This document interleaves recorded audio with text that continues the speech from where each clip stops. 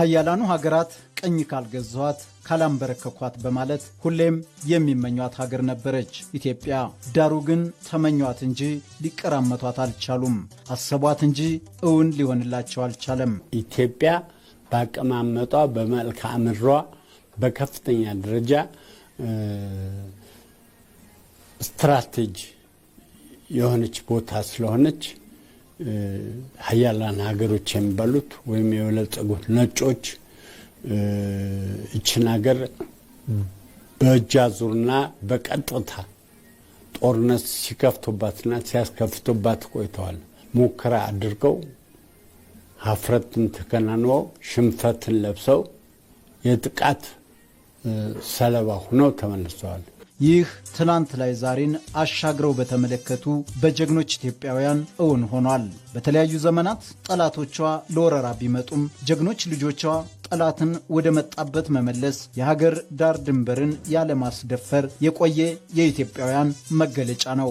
ድል ማድረግ መለያቸው፣ ጀግንነት ታሪካቸው የሆኑት ኢትዮጵያውያን ሉዓላዊነት እንዳይደፈር አካላቸውን አጉድለዋል፣ ሕይወታቸውን ገብረዋል።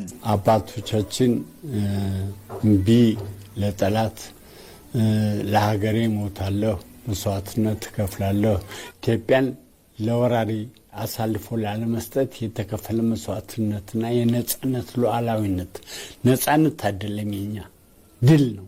የድል ሉዓላዊነት ነው የሚባለው። በድል አድራጊነት ኢትዮጵያን አስከብረን ለትውልድ አባቶቻችን አስተላልፈው ለእኛ ሰጥተውናል። እኛ ደግሞ ለልጆቻችን ለማስተላለፍ ከፍተኛ የሆነ መስዋዕትነትና ፍቅር እያሳየን እያስተማርን ያለበት ወቅት ላይ እንገኛለን። ጀግኖች ኢትዮጵያውያን የግዛት አንድነትን ለመድፈር የመጣ ጠላትን ሁሉ አይቀጡ ቅጣት በመቅጣት ይመልሱ የነበረበትን ታሪክ የተከፈለለት የደም ዋጋ ለሁለንተናዊ ነጻነት ነውና ይህን ትውልዱ መመርመርና መመራመር የመስዋዕትነታቸውን ዋጋም ማስተዋል ይኖርበታል። የአርበኞቹ በጊዜ ሊሚትድ ሆነዋል።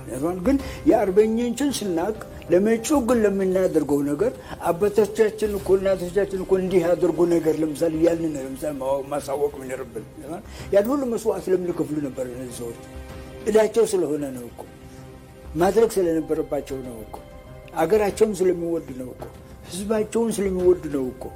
ይሄ ትውልድ ይሄን ማወቅ አለበት።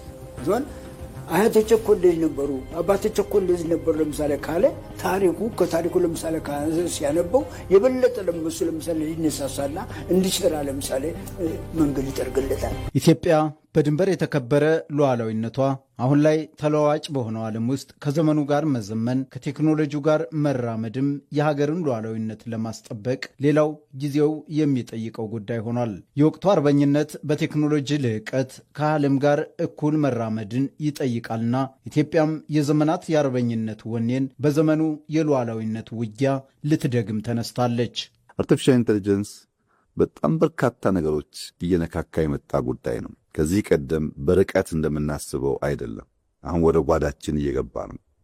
የኛም ሁኔታ እንኳን ብትተው አሁን በመካከለኛው ምስራቅ ያለውን ጦርነት ብትወስድ ኦፕን ክላው የፈጠረው አቅም በዚህ ውጊያ ውስጥ ያለው ሚና በቀላል ይታይ አይደለም።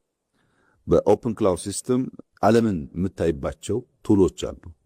ብዙ መረጃዎች ከማታውቃቸው ኦፕን ሶርሶች ሰብስቦ አናላይዝ አድርጎ ላንተ ለዲሲሽን ለውሳኔ በሚያግዝ መንገድ የማቅረብ አቅሙ አንቢሊቨብል በጣም ለማመን ያስቸግራል። ጀግኖች አርበኞች ያስረከቧትን ነጻ ሀገር የአሁኑ ትውልድም ሁለንተናዊ ሉዓላዊነቷን በልማት ማስቀጠል ይገባዋል። የዛሬው ትውልድም ከጭቆና ቀንበር ነጻ ሆኖ ከተሸናፊነት ስነ ልቦና ተላቆ እንዲራመድ ኢትዮጵያውያን መስዋዕትነት የከፈሉበት የአርበኞች የድል ቀን ሆኖ በየዓመቱ ሚያዝያ 27 መከበሩን ቀጥሏል።